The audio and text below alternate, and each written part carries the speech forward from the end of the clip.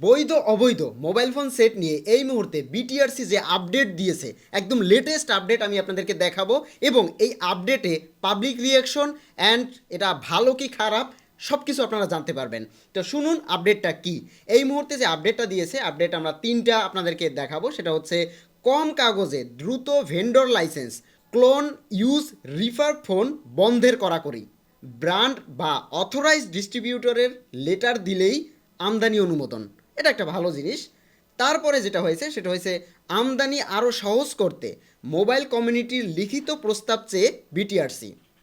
এরপরে বাজারে থাকা অবিকৃত ফোনের তালিকা, একটু ভালো করে খেয়াল করুন, বাজারে থাকা অবিকৃত ফোনের তালিকা 15ই ডিসেম্বরের মধ্যে জমা দিলেই রেগুলারাইজ করা হবে। মানে এই টোটাল আপডেটটা নিয়েছে দোকানদারদের জন্য। এর পরেরটা যেটা সেটা হচ্ছে ট্যাক্স কমানোর বিষয়ে বিটিআরসির এখনও কোনো আনুষ্ঠানিক ঘোষণা দেওয়া হয়নি, যদিও এটা ছিল সাধারণ মানুষের একটি গুরুত্বপূর্ণ দাবি। এবার ট্যাক্স যদি 57% হয়, এই ট্যাক্স দিবেন আপনি আমি, দোকানদার না। দোকানদার একটা মোবাইল যদি 1 লাখ টাকায় কিনে সে লাভ দিয়ে সেই মোবাইলটা বিক্রি করবে, সে যদি ট্যাক্স 50,000 টাকা হয়, 1.5 লাখের পরে তার ব্যবসা যেটা থাকবে সেই টাকায় সেল করবে। এখানে লস কার? এখানে লস হচ্ছে আমজনতার, যারা মোবাইল কিনবে, দোকানদারের না। দোকানদাররা আন্দোলন করতেছে, সাধারণ জনগণ না। দোকানদাররা আন্দোলন করতেছে তাদের লাভের জন্য, সাধারণ জনগণের লাভের জন্য না। এবার এখানে যে ব্যাপারটা হয়েছে সেটা হচ্ছে টোটাল আপডেটটা এই মুহূর্তে দিয়েছে দোকানদারদের জন্য।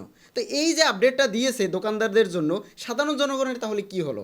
যদিও এই আপডেটটাই শেষ না, এটা এখন পর্যন্ত যেহেতু ট্যাক্সের ব্যাপারটা ক্লিয়ার হয়নি, ট্যাক্সের ব্যাপারটাও ক্লিয়ার করতে হবে। এখন এই ট্যাক্সটা যদি 57% থেকে কমিয়ে 25% করা হয়, এই ট্যাক্সটাও দিবেন আপনি। এইটা যদি 10% করা হয় সেটাও দিবেন আপনি। আবার যদি 57% থেকে 50% করা হয় সেটাও দিবেন আপনি।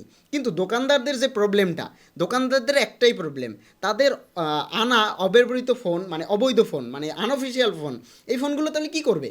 বিক্রি না করতে পারলে প্রায় 50 লাখের মতো ফোন, এই ফোনগুলো তাহলে তো তাদের বিশাল একটা লস, কোটি কোটি টাকার লস। তো এই লস কমানোর জন্যই কিন্তু তাদের এই আন্দোলন। এটা যেটা সত্যি বিষয়, কারণ আন্দোলন আমজনতা করতেছে না, আন্দোলন করতেছে দোকানদাররা। সো দোকানদারের আন্দোলন ঠিক আছে, যৌক্তিক, কিন্তু ট্যাক্সের ব্যাপারটাও যৌক্তিক। এই ট্যাক্সের ব্যাপারটা যদি ক্লিয়ার না করে তাহলে সরকার এক পক্ষ নিয়ে কাজ করতেছে, এটা আমরা বুঝে নিব। তবে আমার মনে হয় সরকারের ওদের দাবি যেটা, ওদের দাবি এগুলো না, ওদের দাবির সাথে ট্যাক্সও ছিল। সো এটা ফাইনাল একদম মানে লেটেস্ট আপডেট।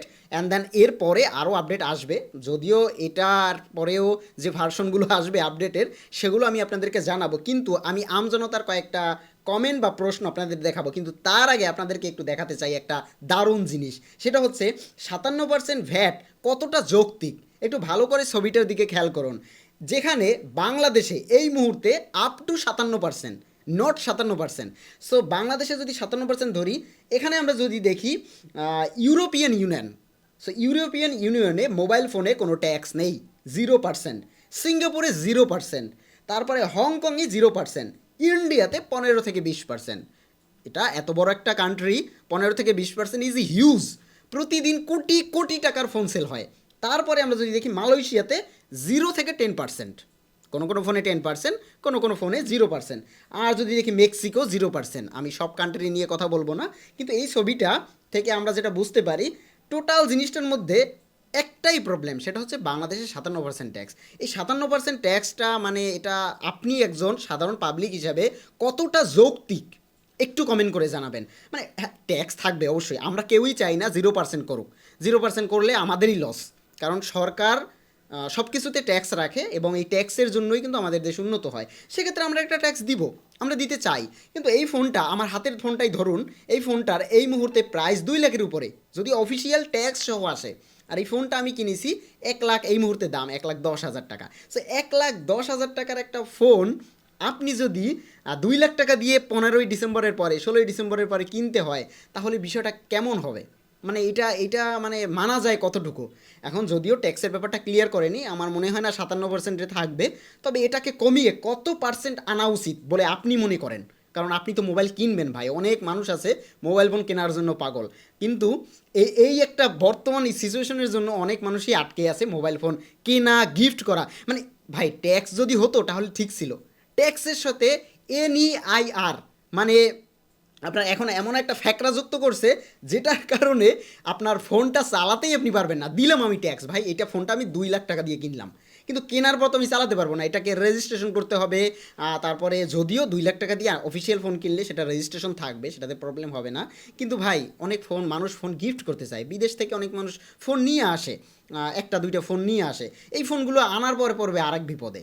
সো এই যে ঝামেলাগুলো যদিও এগুলো ঠিক করবে, তো আমরা যদি কয়েকটা জনগণের কমেন্ট পড়ি, সেটা হচ্ছে ট্যাক্স যদি 10%-এর নিচে না নামে তাহলে এবার সাধারণ জনগণ আন্দোলনে নামবে।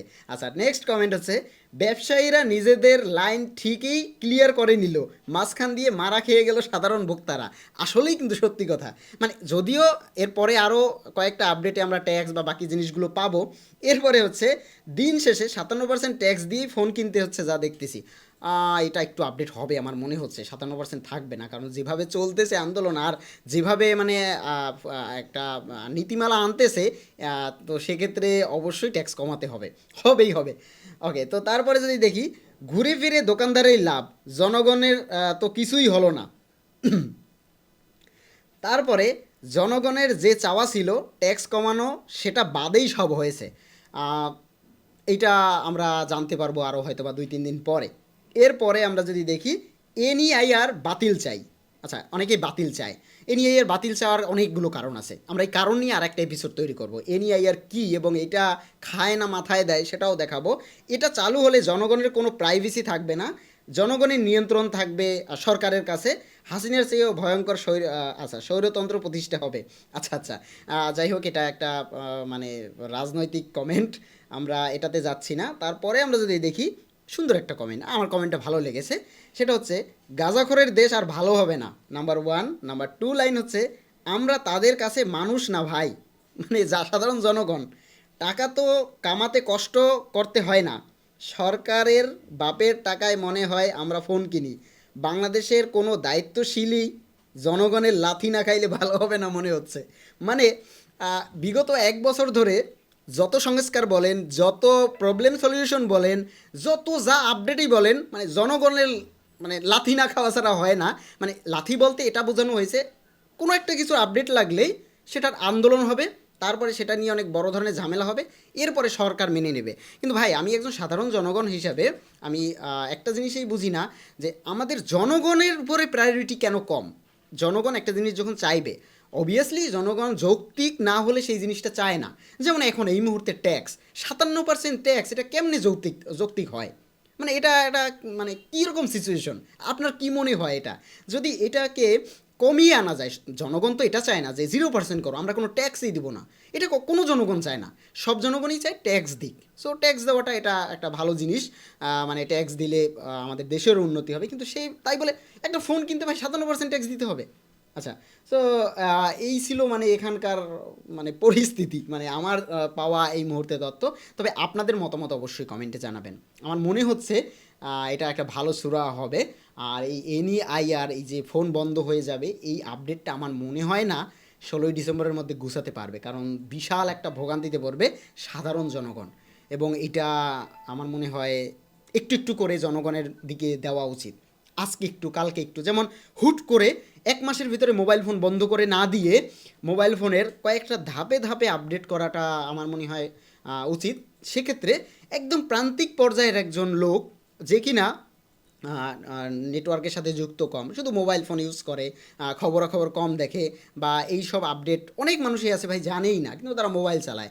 এমনও আছে বিদেশে থাকে, তার বাবা মা দেশে থাকে, তাদের কাছে এরকম আপডেট জানানো বা দেওয়ার মতো, অথবা তারা শুধুমাত্র ফোনে কথা বলে, এবং এই যে সেটিংগুলো বা এই যে নিবন্ধন, এই জিনিসগুলো করার মতো হয়তো বা আশেপাশে কেউ নেই, বা সেগুলো করতে হলে তাদের বাইরে যেতে হবে, সময়ের ব্যাপার। তো এইটার ফলে কানেক্টিভিটি একটা লসের সম্ভাবনা আছে, আরও বিভিন্ন প্রবলেম বের হবে।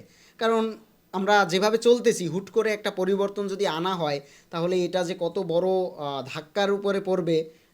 আর এটা এমন একটা সেন্সিটিভ ইস্যু, মানে মোবাইল ফোন, যেটা আপনার ফোন আপনার হাত থেকে যদি একদিনের জন্য নিয়ে নেওয়া হয়, তাহলে আপনার কারেন্ট সিচুয়েশন কেমন হবে? এটা তো যদিও সবই ঠিক থাকবে, শুধু মোবাইলে কথা বলা বা কল দেওয়া বা এই জিনিসগুলো নিয়ে কিছু মানুষ হলেও প্রবলেমে পড়বে। সো এখন সরকার কি করবে সেটা সরকারই জানে, বাট আমজনতা হিসেবে আমাদের মতামত রাখার অধিকার আছে। এবং কমেন্ট বক্সে আপনারও জানানোর অধিকার আছে যে এটা আসলে কতটা যৌক্তিক নাকি জগাখিচুড়ি।